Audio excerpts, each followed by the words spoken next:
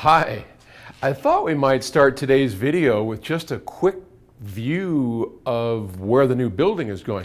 So for those of you that haven't been keeping up with the Ask Paul series, and with apologies to my Ohm's Law listeners, I'm going to just show you just briefly, and then we'll get on to it. So try and use your imagination if you're listening to this as a podcast. But we're in the reception area of our new building, which is across the street from PS Audio, where we've been for, 12 years or something.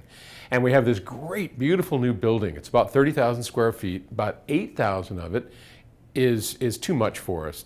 So upstairs, we are fixing it up, and we've leased it to an energy company, and they do windmills and solar panels and stuff. Kind of cool guys, Scout Energy.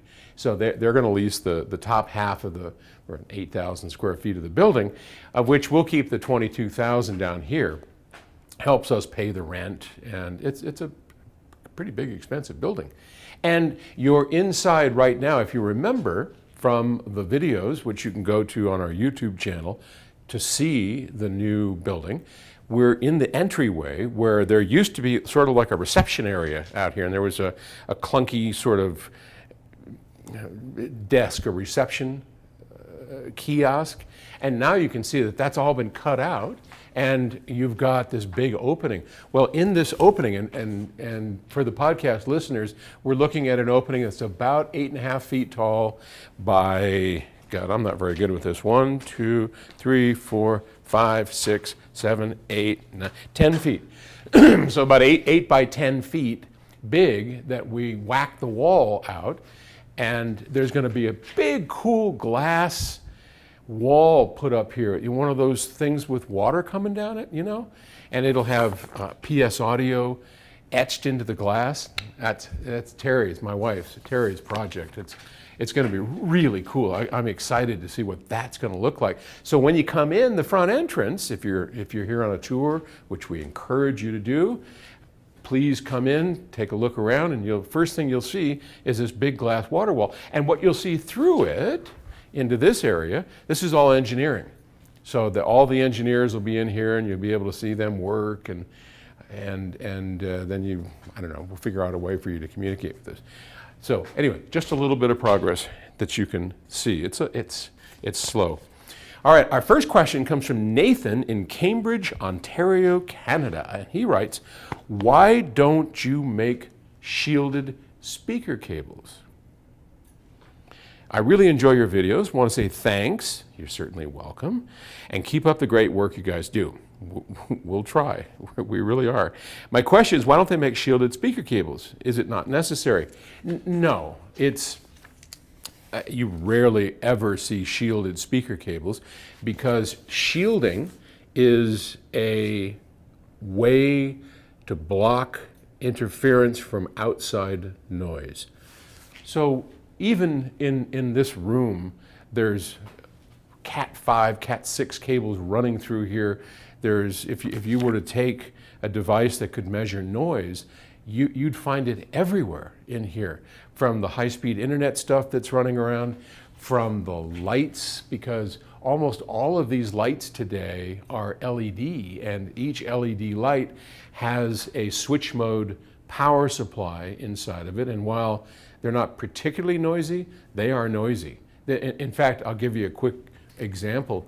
When we built our home theater, we had LED lighting put in, and I got the best. I went out and I spent some good money on buying really good LED lighting with as quiet power supply as was available for the technology. And we got it all installed, and guess what? My garage door stopped working.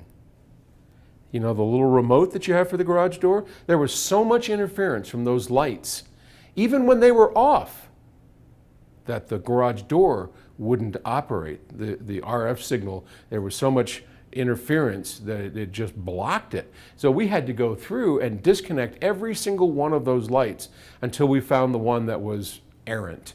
And there turned out to be about 3 out of about 30 lights that were just so much radiated noise from their power supplies that it stopped our garage door from working. So those are sort of some of the unseen noises that are just polluting us today. Shielded cables help with that.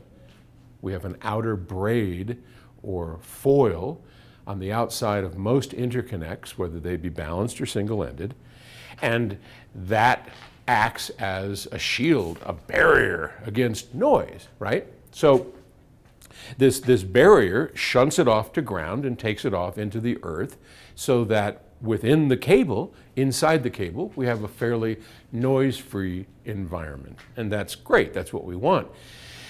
And if you have low-level signals that are then going to be amplified, you don't want to amplify the noise along with it. But a speaker cable is already very high level. So removing the noise from a speaker cable is relatively meaningless. Imagine just hooking up a bare wire to your speakers and hoping to hear or not hear some noise that's being radiated into the cable. It just won't make any difference whatsoever. But what will happen, and this is what you want to be careful about, shielding a cable with ground too close to the hot lead can sound constricting. I've heard it happen. Now, it doesn't always happen because, you know, we realize that we have an AC signal with ground and hot sitting right next to each other. And this is the way the AC runs, right? But when you wrap it with a shielded outer foil or braid, you can, and I've heard this happen, you can somewhat restrict the sound. And I'm not sure why, because technically it doesn't make a lot of sense that would happen, but it does. But in any case, it doesn't matter. You take all the audiophilness out of it. There's no reason to do it, so do not look for shielded cables in terms of speaker wire. It's just not needed. Thank you for the question. And tomorrow, I'll take you upstairs and you can see our progress on the recording studio. All right. See ya. Bye-bye.